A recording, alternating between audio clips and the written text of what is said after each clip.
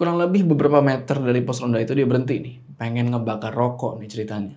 Sama penasaran juga nih sama pos ronda itu. Habis bakar rokok, dia nengok nih ke belakangan. Nengok.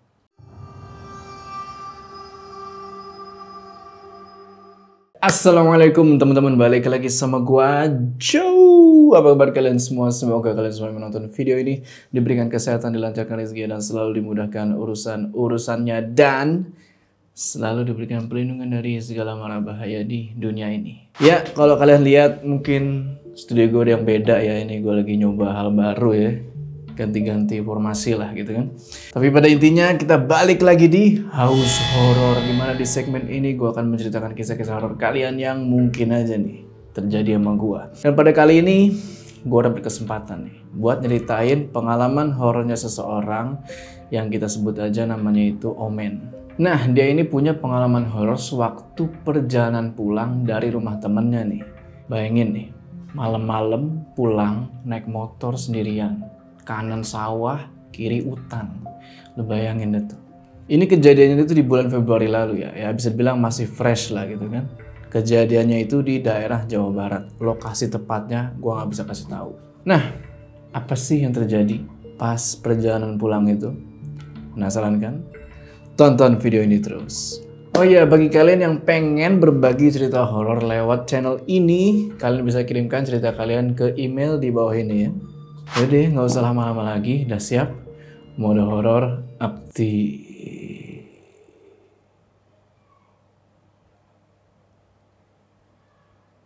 Jadi cerita ini berawal pas Omen waktu itu masih pengangguran nih. Dan dia masih nunggu panggilan kerjaan yang ada di Bekasi. Jadi sambil nunggu panggilan itu, daripada dia bosen nih nunggu di rumah, tiba-tiba dia kepikiran nih. Kan dulu dia ini punya teman kecil ya, perempuan. Jadi perempuan ini dulunya itu ngontrak di kontrakan punya keluarganya Omen. Sampai akhirnya keluarga cewek itu mutusin buat pindah ke daerah K lah. Masih di Jawa Barat nih. Di tahun kalau nggak salah waktu itu di tahun 2011. Sampai di bulan Februari kemarin si Omen kepikiran lah nih buat ngehubungin si cewek ini. Kita sebut aja namanya Rina. Pertama dicari lah kan IG-nya si Rina ini, dicari IG-nya, ketemu. Mereka DM-DM-an lah tuh. Singkat cerita, abis DM-DM-an itu mereka video callan loh. Video callan yang pada intinya si Omen nanya nih boleh nggak main ke rumah gitu. Dan pada intinya ya dibolehin lah nih kan sama orang tuanya Rina buat si Omen main ke rumah. Dan besoknya, lupa ya, itu hari Selasa atau hari Rebo gitu ya. Si Omen izin nih ke orang tuanya kan buat main ke rumah si Rina ini. Tapi di sini mamahnya Omen ini ngelarang keras si Omen buat main ke rumahnya Rina. Karena dulu pernah ada problem nih. Problem antara keluarganya Omen sama keluarganya Rina. Yaitu masalah utang lah. Jadi orang tuanya Rina ini pernah ngutang sama orang tuanya Omen. Terus utangnya ini gak pernah dibayar sampai sekarang. Dilarang gitu ya, Omen bingung kan pengen jawab apa. Akhirnya ditemuin lah nih bapaknya kan. Ya pada intinya dia minta izin lah ke beliau. Udah minta izin, si bapaknya malah bilang, minta izin dulu tuh sama mama. Boleh apa enggak? Ya si Omen bilang lah, nggak boleh. Kan udah minta izin sebelumnya. Dan bapaknya di situ cuma bilang ya, ikutin aja deh apa kata mama. Ya udah kan mau ngomong apa lagi si Omen. Tepat kalau nggak salah waktu itu hari Kamis pagi, si Omen ini minta bantuan sama temen SMA-nya buat bikin alasan lah, kayak ngebohong gitu ke orang tuanya si Omen nih buat supaya diizinin pergi ke rumahnya Rina. Maulah temennya si Omen itu kan, setelah diiming-imingin pakai duit rokok, mau dia. Disuruh lah temennya itu kan buat pergi ke rumah dan bikin alasan nih kalau pengen jalan-jalan ke curug yang ada di Bogor. Karena cuma pergi ke curug ya, orang tuanya Omen setuju.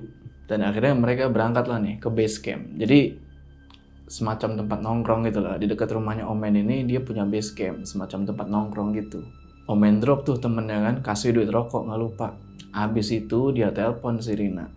Di telepon itu Omen minta Rina buat Sherlock, ngirim lokasi. Dan itu ternyata sekitar 31 kilo dari tempatnya si Omen, atau kira-kira 1 jam 8 menit lah kalau lewat GPS ya. Ya udahlah, singkat cerita berangkat nih Omen ke rumahnya Rina kan. Waktu itu dia berangkat jam 8 pagi. Sampai akhirnya tiba di rumah Rina itu sekitar jam 10. Kenapa lama? Karena si Omen ini kebanyakan berhenti di warung, kebanyakan jajan. Jadi Rina itu tinggal di desa ya. Dan desanya itu penampakannya tuh kayak ya masih banyak rumah-rumah panggung lah.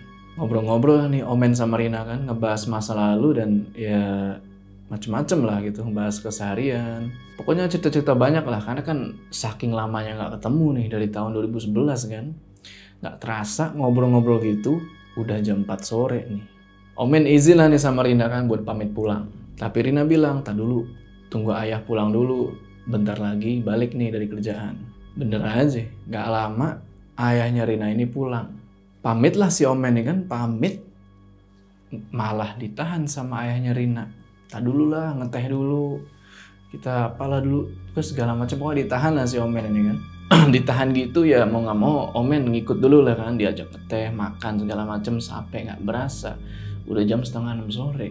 Di situ Omen mikir, wah ini kalau nggak pulang lama-lama gelap nih kan, malah udah hujan gerimis tuh rintik-rintik. Dia siapin lah mantel hujan, pakai semua selesai. Tiba-tiba bokapnya Rina ini ngomong sesuatu yang aneh. Beliau tiba-tiba bilang, "Kamu yakin nggak mau nginep aja, men?" Iya Pak, saya yakin mau pulang sekarang aja. Ya udah, tapi ingat, hati-hati. Nanti pas kamu pulang, ada yang ikut. awalnya Omen sempat mikir nih, lah kenapa kok tiba-tiba bokapnya Rina ngomong kayak gini. Oh iya, kalau soal ibunya Rina, jadi waktu itu ya ibunya Rina ini lagi keluar kota, ada urusan kerjaan yang nggak bisa ditinggal. Singkat cerita, akhirnya jalan pulang lah nih Omen kan.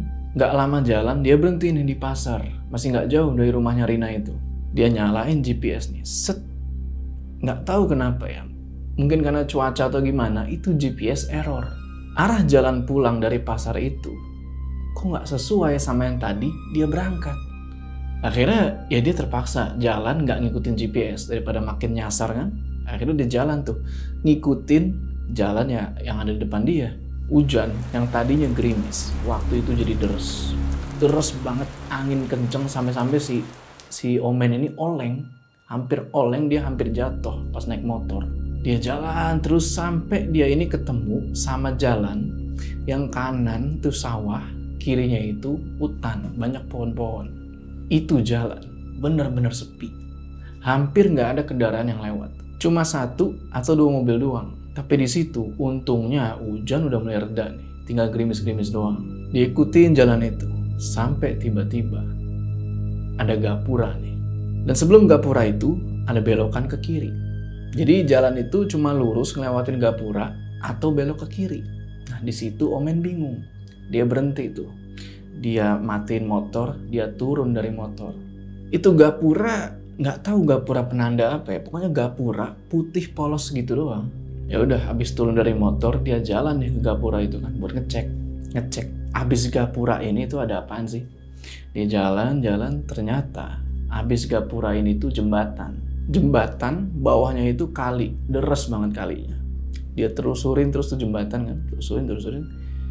Ternyata ujung jembatan itu buntu. Di depan itu cuma ada pohon-pohon gede sama rumput-rumput tinggi. Yang gue anehnya nih, kenapa jalan itu putus gitu loh? Gue gak ngerti ya, itu emang beneran buntu atau buntu gitu kan. Ya udahlah, pada akhirnya karena ngelihat jalan buntu gitu, balik nih si Omen ke motor. Dan dia mutusin buat ngambil belokan ke kiri tuh, yang sebelum gapura. Pas belok kiri itu jalan bener-bener mencekam sih. Gak lama jalan terus kan, Omen ngelewatin nih, ada kayak sebuah pos ronda. Dan ada orang-orang yang kelihatannya lagi jaga malam di situ. Omen pelan-pelan nih ngelewatin pos ronda itu. Lewat nih pos ronda nih misalnya kan, lewatin nih. Di situ dia nyapa. Di situ kan ada bawa apa tadi kan? Dia nyapa nih. "Misi Pak." Jadi nggak pakai ngeliat ke si bapak itu, dia jalan. "Misi Pak." Dan bapak-bapak yang lagi ada di pos ronda itu jawab, "Iya Mas." Dan nggak jauh Omen ngelewatin orang-orang itu. Dia emang udah agak merinding pas ngelewatin pos ronda itu. Kurang lebih beberapa meter dari pos ronda itu dia berhenti nih. Pengen ngebakar rokok nih ceritanya. Sama penasaran juga nih sama pos ronda itu. Habis bakar rokok, dia nengok nih ke belakang kan. Nengok. itu bapak-bapak udah nggak ada. Tapi sekarang yang gantiin itu ada 3 sosok. Lu mau tahu apaan? Pocong. Ada 3. Itu pocong ya, mukanya hitam. 2 pocong ini ngeliatin Omen, mukanya tuh kayak marah. 1 pocong ngeliatin Omen tuh sambil senyum kayak gini. Dan mata mereka itu merah semua. Nggak pakai pikir panjang lagi ya, namanya takut kan. Dia langsung tancap gas atau ngebut saking paniknya. Dia hampir nabrak nih, ada motor dari arah berlawanan, hampir ditabrak sama dia. Sempat dimaki-maki kan tuh sama motor yang hampir ditabrak tadi, tapi ya Omen bodo amat lah, namanya takut kan. Dia lanjut jalan lagi. Kurang lebih mungkin hampir 1 kiloan ya, habis si Omen ini hampir tabrakan sama motor tadi. Dia ngelewatin 1 rumah nih. Ada 1 rumah yang menurut dia ini kelihatan ya aneh aja gitu. Ada banyak rumah-rumah, tapi yang nyala lampunya itu ya cuma rumah itu. Yang lain tuh semuanya mati, udah kayak ya rumah kosong gitu, nggak ada penghuninya. Karena hujan lagi, Omen neduh lah di teras rumah itu kan. Mau nggak mau, terpaksa. Dia neduh, nggak lama. Yang punya rumah tiba-tiba keluar. Bapak-bapak. Nah si bapak ini bilang, Loh, kamu ini dari mana, Dek? Kok kelihatan panik banget? Basah kuyup lagi. Pak, tolong saya pak. Saya kesasar pak, dari kecamatan. Kamu kesana emang mau ngapain? Habis dari rumah teman saya pak. abis itu si bapak-bapak tadi ngasih Omen teh anget sama plastik. Karena di situ Omen minta plastik nih buat ya bungkus HP-nya lah biar nggak basah. Terus mereka ngobrol-ngobrol lah tuh tentang apa yang udah dialamin tadi. Omen nanya, Pak, maaf saya mau tanya. Tadi saya ini sebelum ke rumah bapak, saya ngelewatin pos ronda pak. Ya, saya tahu apa yang kamu alamin. Ya udah jangan dipikirin. Emang udah banyak orang yang ngalamin. Dan yang ngalamin itu pasti bukan orang asli sini. pas banget kan? Si Omen kan bukan orang asli situ. Abis ngobrol-ngobrol gitu, karena udah makin malam, Omen pamit nih sama si bapak-bapak itu. Nggak lupa salim kan. Bapak-bapak itu juga ngarahin Omen buat ngelewatin jalan yang agak terang lah dan aman. Jalan lah nih kan, jalan. Nggak lupa dia nyalain GPS nih. GPS dinyalain, dia arahin ke pasar deket rumahnya. Dia pikir, habis ketemu si bapak-bapak ini, nggak bakal ada kejadian aneh lagi nih. Lega lah gitu kan. Ternyata dia salah. Ini GPS, nggak tahu error atau gimana ya. Yang tadi awalnya pas berangkat ke rumah Rina kan, itu 31 kilo atau 1 jam 8 menit. Sekarang kok pas pulang, itu jadi 53 kilo, tapi waktu tempuhnya itu cuma 36 menit. Omen di situ ya udah bodo amat lah. Dia jalan tuh terus ngikutin jalan. Sebelah kanan itu sawah, sebelah kiri itu pohon-pohon gede. Hujan untungnya udah reda waktu itu. Jalan terus sampai akhirnya Omen ini ketemu sama 1 pohon. Dari berapa banyak pohon, cuma 1 pohon ini nih yang narik perhatian dia. Semakin ngedeket ke itu pohon, ternyata kenapa itu pohon menarik banget? Karena di pohon itu ada sosok pocong. Jadi itu pocong, ini pohon nih misalnya, ini pohon, pocong itu ngintip kayak gini. Dan itu pocong ya, lagi geleng-geleng kepala kayak gini. Itu geleng-geleng kenceng banget. Nah mungkin karena sadar ya kalau Omen ini ngedeket, pocong lagi geleng-geleng kepala itu, tiba-tiba kepalanya gini nih. Ngeliat ke arah si Omen. Wah, bodo amat lah kan waktu itu si Omen jadi langsung tancap gas, langsung ngebut lah tuh ngelewatin si pocong ini. Dan pas ngelewatin si pocong ini, si Omen ini klakson 3 kali. Tit kayak misi ya gitu. Habis ngelewatin itu pocong, nggak tahu kenapa tiba-tiba motornya Omen ini kehilangan keseimbangan dan jatuhlah dia. Sempet agak kelayangan kan tuh habis jatuh. Dia bangun lagi dan tiba-tiba dari pohon-pohon itu, nggak tahu itu suara apa atau suara siapa ya, itu kedengeran suara orang teriak-teriak kayak makin panik lah Omen di situ kan. Suara itu terus bunyi sampai nggak tahu kenapa tiba-tiba suara itu hilang gitu aja. Dan abis itu dari jauh ada lampu motor nih nyorot. Cuma lampu motor ini kayak dikedip-kedipin itu kayak tik, tik, tik, tik. Pas motor itu ngedeket, Ternyata itu bapak-bapak. Tapi bukan bapak-bapak yang tadi ya, yang di rumah tadi, bukan, beda. Nah, bapak ini nyamperin Omen. Terus beliau nanya, Kamu kenapa mas? Kok bisa jatuh? Ayo mari saya bantu. Saya tadi ngantuk berat pak, makanya jatuh. Emangnya kamu ini mau kemana? Saya mau pulang pak, habis main dari rumah temen. Tolong bantu arahin saya pak. Ya udah, ayo ikut saya. Dan ingat, apapun yang terjadi, jangan tengok kanan kiri. Ikutin saya terus di belakang. Jangan berhenti, apapun yang terjadi. Omen ikutin lah terus si bapak itu kan dari belakang, ikutin. Di tengah jalan, salahnya si Omen ini berhenti. Kan tadi udah dibilang, jangan berhenti, ikutin terus. Dia berhenti, buat apa? Buat bakar rokok. Alhasil dia jadi ketinggalan jauh sama si bapak itu. Ya udah, habis bakar rokok kan, dia jalan lagi nih buat nyusul si bapak-bapak itu.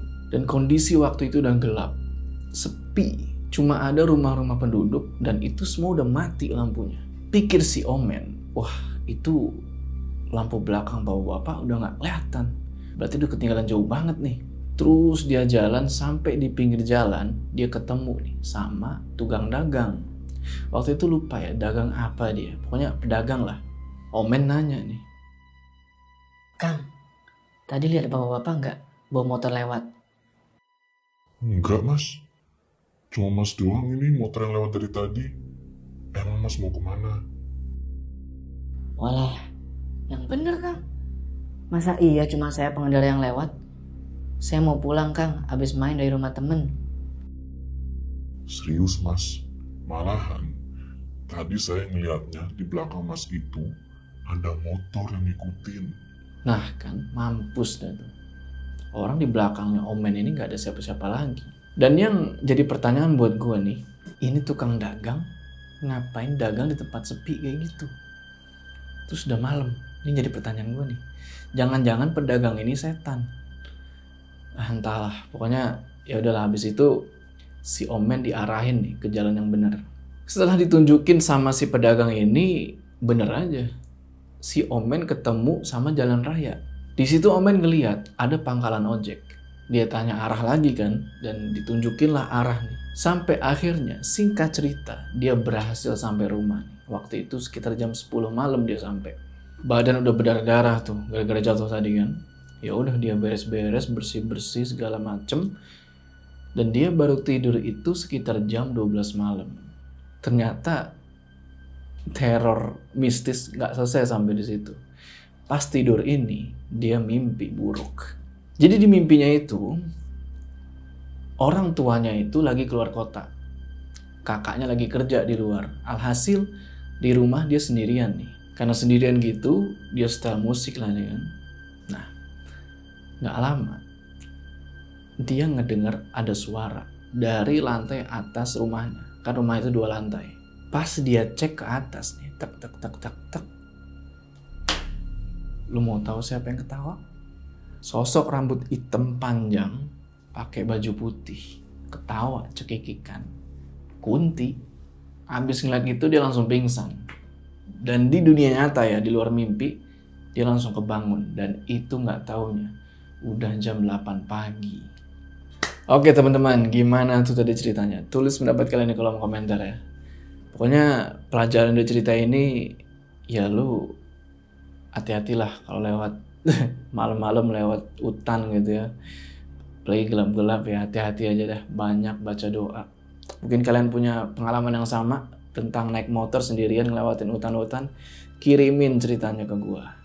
Oke, sebelum kita berpisah, jangan lupa kalian like video ini. Dan bagi yang belum subscribe, ayo subscribe sekarang ke channel ini supaya kalian gak ketinggalan cerita-cerita horor selanjutnya. Gua jauh, sampai ketemu di cerita selanjutnya.